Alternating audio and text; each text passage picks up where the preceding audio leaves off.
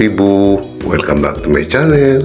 Before we dive into our video, shoutout sa lahat ng silent viewers, sa lahat ng OFWs, at sa lahat ng mga sumusuporta kay Katribo. Thank you so much for all the love and support. To all the newbies in this channel, kindly give me at least 2 days before I can get back to you. And if you happen to pass by my channel, please consider subscribing and hit that notification bell so you won't miss my upcoming videos. So stay tuned and enjoy watching. So samahan niyo po ako at tayo ay gagawa ng longganisa. Gagamit po tayo ng 2 buong bawang, minced garlic, 2 cups of brown sugar, 1 tablespoon of brown pepper, half tablespoon of pepper powder, 1 tablespoon of salt, 2 tablespoon of paprika, 2 tablespoon of soy sauce, 2 tablespoon of cornstarch, and 2 tablespoon of vinegar. Pagsasama-samahin lang po natin lahat ng ingredients at saka hahaluin natin mabuti para pantay ang kanyang timpla syempre.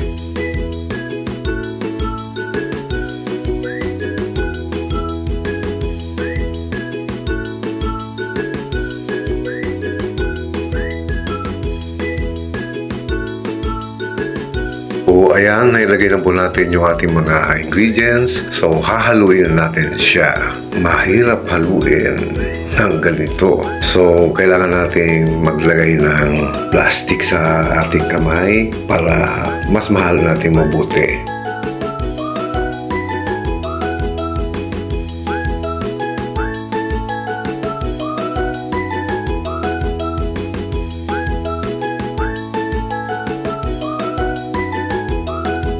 Ayan.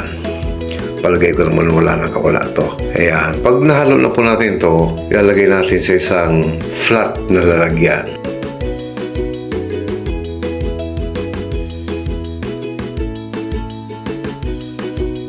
Ayan.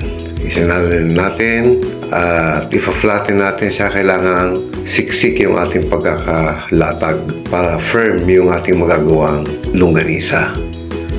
Ayan. After natin itong na-flatten, tatakpan natin at ilalagay natin sa ref for at least 4 hours. Yan.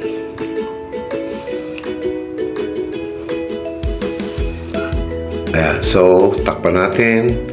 Ipapasok muna natin sa ref.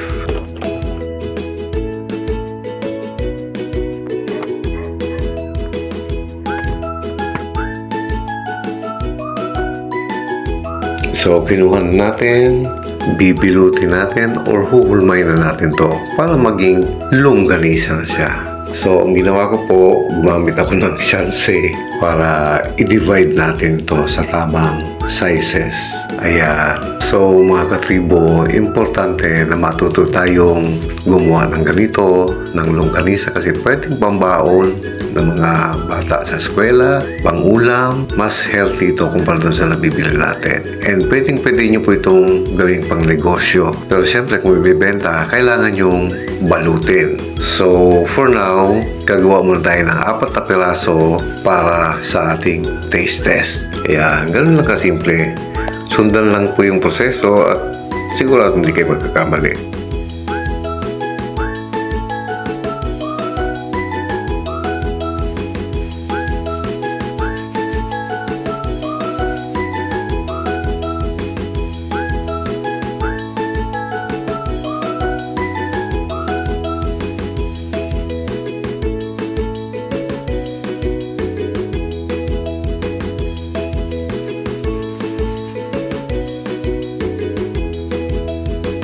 There you go mga katribo, ang ganda na nagawa natin, di ba? Sa pagluluto naman po nito, kailangan mo nang lagyan ng tubig para maluto na maayos yung ating karne.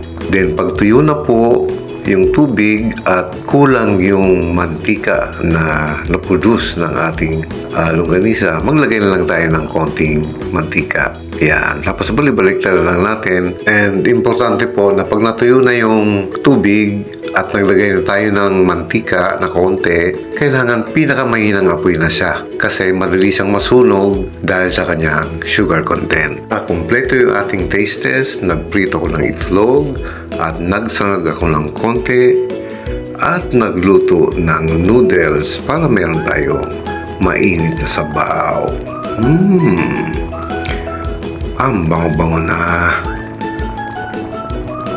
Tada!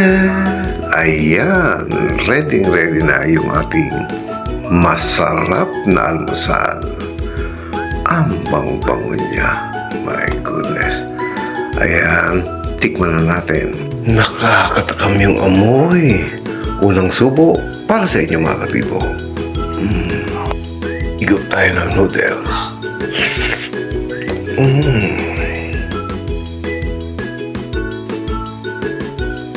Another bite.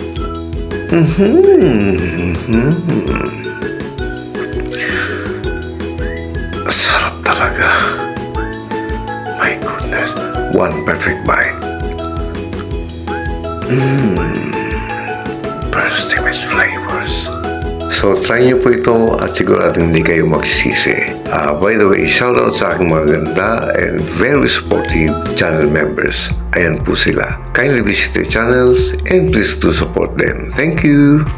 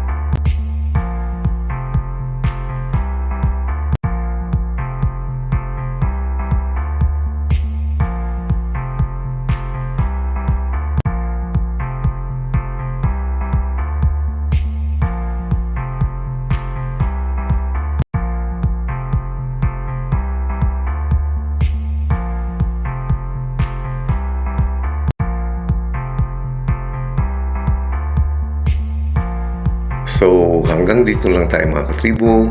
Muli po ang aking taos-pusong pasasalamat sa inyong muling pagsama sa akin ngayon at sa inyong patuloy na pagsuporta. Maraming salamat po. If you like this video, please like and share to your family and friends.